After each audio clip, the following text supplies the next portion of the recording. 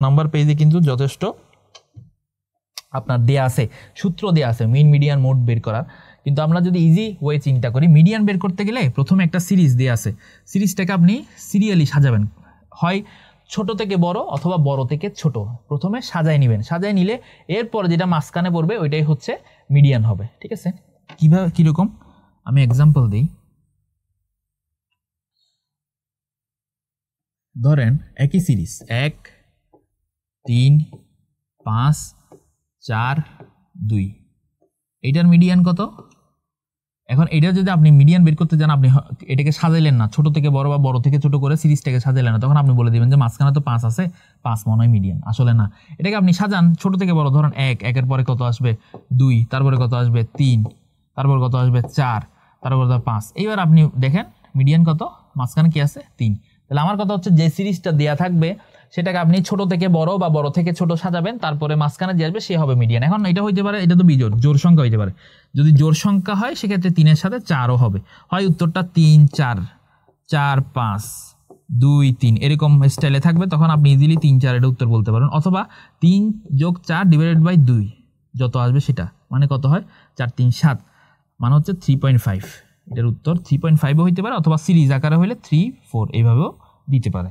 যে কোনো একভাবে দিলে যেভাবেই দেখ আপনারা এবার এটা ইজিলি পারবেন। আর মোড মানে কি? মোড মানে বলছি প্রচুরক। ধরেন একটা সিরিজ দিলাম 1 2 3 2 2 4 5, এখানে প্রচুরক কত 2, কেন 2 3 বার আছে, মানে যেটা বেশিবার থাকবে ওইটাই হচ্ছে প্রচুরক। সূত্র আছে, যদি আপনারা সূত্র চাইলে সূত্র ইউজ করেও করতে পারেন, কিন্তু আপনাদের যদি মন চায় আপনারা সূত্র না ইউজ করলেও কোনো সমস্যা হবে না। এই যে আমি যেভাবে দেখাই দিচ্ছি আপনারা চাইলে শর্টকাট নিয়মে এইভাবেও করতে পারেন। পার্সেন্টাইল মানে কি? পার্সেন্টাইল মানে প্রত্যেকটা ভাগ। ধরেন 99 পর্যন্ত পার্সেন্টাইল, ঠিক আছে, হয় মানে একটা যদি আমি 100টা ঘরের যদি ভাগ করি 99টা দাগ টেনে প্রত্যেকটা ঘরের মান 1 করে ধরে 50th পার্সেন্টাইল মানে কি হবে? তাহলে 50th পার্সেন্টাইল মানে সে মাঝখানে থাকবে, ঠিক আছে, মানে 50th percentile is equivalent to median. তাই একইভাবে দেখেন 55 নাম্বার পেজে কিন্তু দেয়া আছে। তাহলে এই যে 54 55 অবশ্যই তো আপনারা রিডিং দিবেন, এগুলো একটা ইনফিনিটি স্টার টপিক। তো আমি বুঝে দিলাম যাতে ম্যাথ আসে তাহলে ইজিলি কীভাবে সলভ করবেন। অ্যাডভান্টেজ ডিসঅ্যাডভান্টেজ আছে, এগুলো পড়বেন। পার্সেন্টাইলটা দেখেন, ধরেন ফার্স্ট পার্সেন্টাইল, এটার মানে কি 1% ডাটা অ্যাট অর বিলোতে আছে, বাকি 99% ডাটা এটার উপরে আছে। ধরেন কেউ বললো যে 40th সেন্টাইলে আছে, তার মানে হচ্ছে 40% ডাটা অ্যাট অর বিলোতে আছে, বাকি 60% এটার উপরে আছে। ডেসাইল মানে কি? ডেসাইল মানে দশমাংশ, মানে হচ্ছে এখানে প্রত্যেকটা ঘরের মান 10 করে। আর কোয়ার্টাইল মানে কি? কোয়ার্টাইল, কোয়ার্টার চিকেন বলি না আমরা, বলি যে কোয়ার্টার চিকেন দেন। কোয়ার্টার মানে হচ্ছে এক ঘরে 25, একটা ঘরের মান 25, ঠিক আছে, কোয়ার্টার। তাহলে আপনি এখন চিন্তা করেন, যদি আমি একটা সম্পর্ক এভাবে লিখতে চাই যে মিডিয়ান বা মধ্যমান সমান কত সেন্টাইল হবে? সেন্টাইলে প্রত্যেকটা ঘরের মান 50 করে, তাহলে পি 50। মিডিয়ান মাঝখানে কি থাকবে? 100টা ভাগ সেন্টাইলে মাঝখানে কি আছে? 50 সেন্টাইল, তাহলে পি 50। কোয়ার্টার বা ডেসাইলের ক্ষেত্রে কি হবে? ডেসাইলে এক ঘরের মান হচ্ছে 10 করে, তাহলে 50-এর জন্য 5টা ঘর লাগবে, তাহলে ডি 5। কোয়ার্টাইলে এক ঘরের মান 25 করে, তাহলে 50-এর জন্য আমার 2টা ঘর লাগবে, তাহলে এই কোয়ার্টাইল হবে কয়টা? 2টা। তাহলে এইটা হচ্ছে ওদের মধ্যে একটা সম্পর্ক যে median equal to P50 D5 Q2। এটা হচ্ছে লিখে রাখেন, এটা হচ্ছে ওদের মধ্যে একটা সম্পর্ক যে মিডিয়ান মধ্যমান মানে পার্সেন্টাইলে 50, ডেসাইলে 5th, কোয়ার্টাইলে 2nd।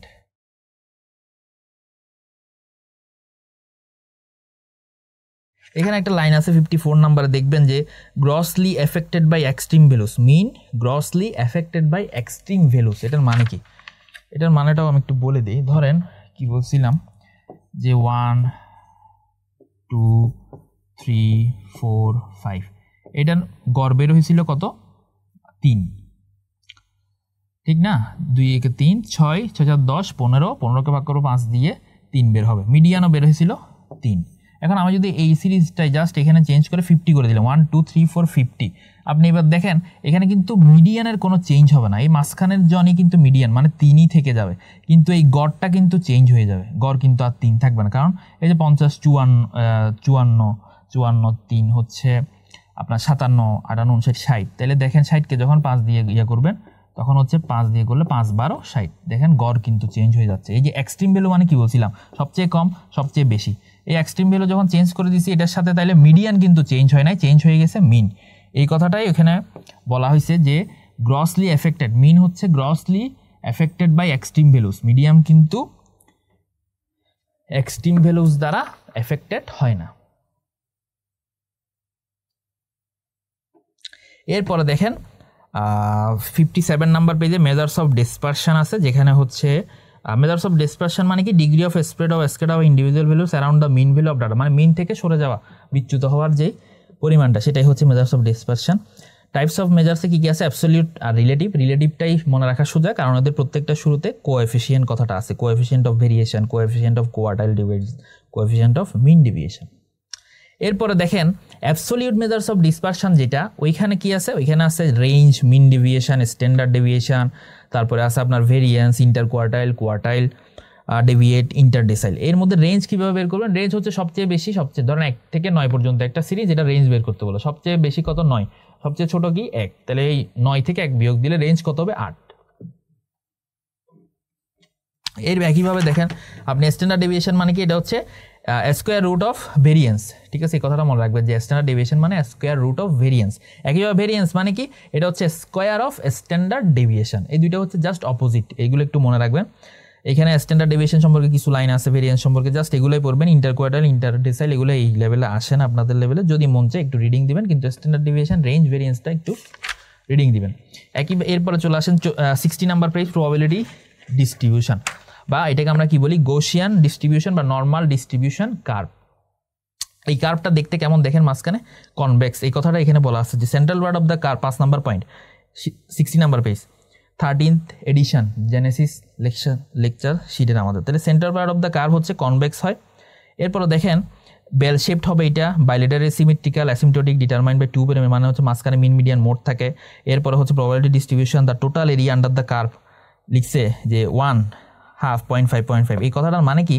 এই কথাটার মানে হচ্ছে এই কার্ভটা কখনো বেজ লাইন টাচ করে না। নর্মাল বা গৌসিয়ান ডিস্ট্রিবিউশন কার্ভটা কখনো বেজ লাইন টাচ করবে না, এটা হচ্ছে এইভাবে চলতে থাকবে। এখানে হিসাব করে 0.5, এখানে হিসাব করে 0.5, মানে হচ্ছে এটা কখনো বেজ লাইন টাচ করে না। এখানের মানটা হিসাব করছে 0.5 মানে 50%, 0.5 মানে 50%, right side, left side.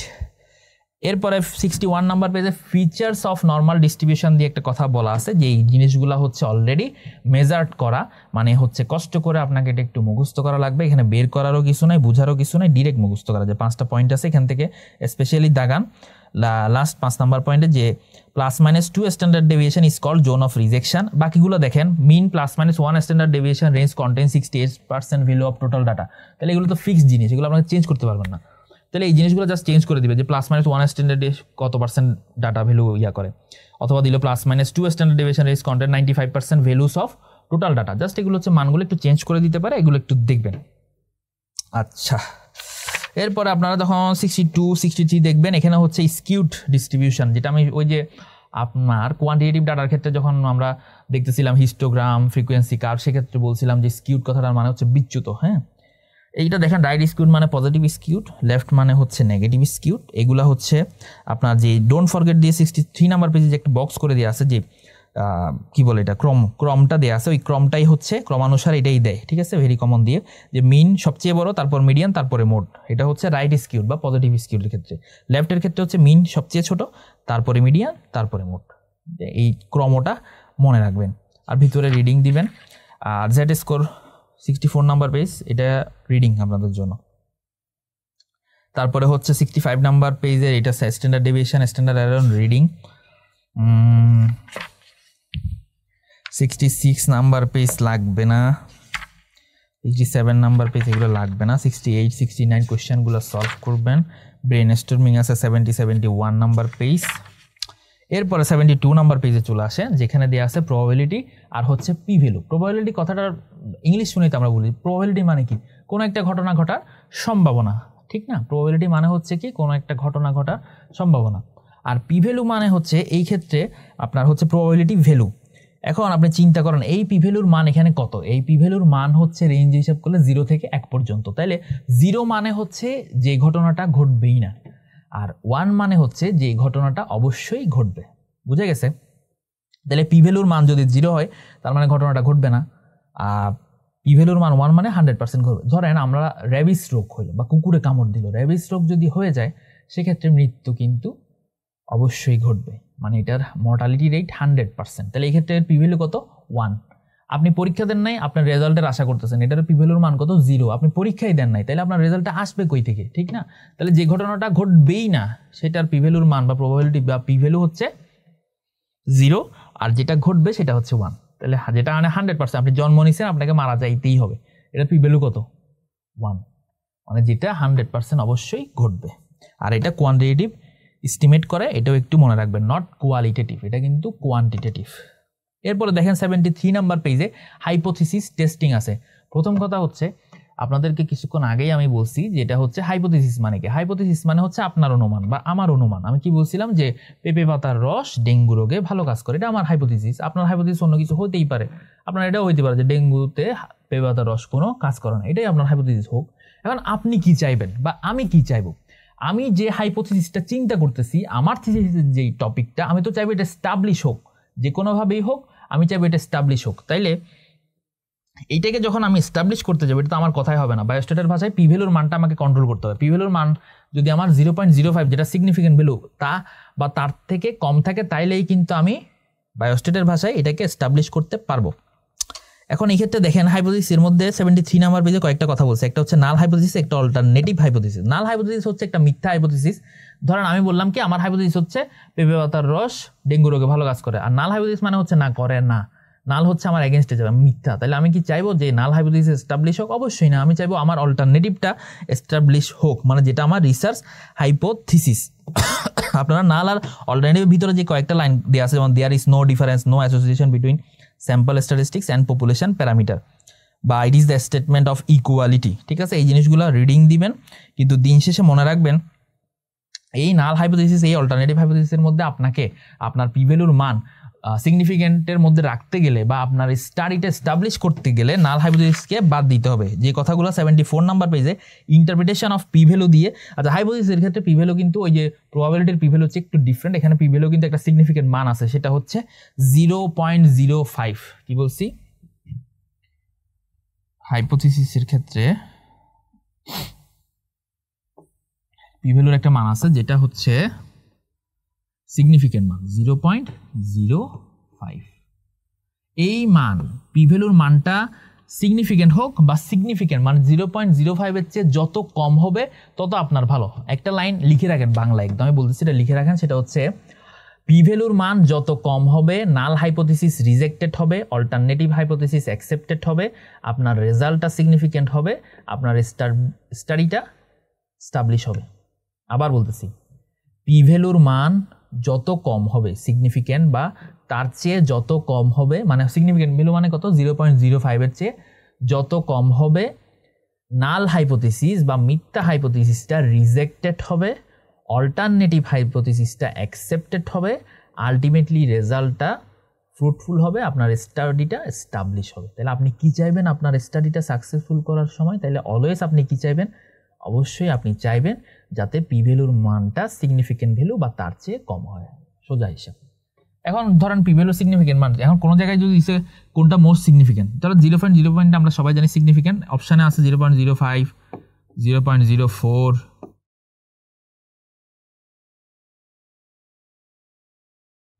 SBA, ধরেন এটা SBA দেখাইতে দিয়েছি। Option A, option B, option C, option D, option 0.03, কোনটা দাগ দিবেন? অবশ্যই গো ফর সবচেয়ে কম যেটা 0.05 হচ্ছে আমাদের সিগনিফিকেন্ট। এর থেকে এগুলোর মধ্য থেকে সবচেয়ে কম মানে সিগনিফিকেন্ট হচ্ছে সবচেয়ে কম কোনটা? এই 0.001, বুঝা গেছে কোনটা সিগনিফিকেন্ট?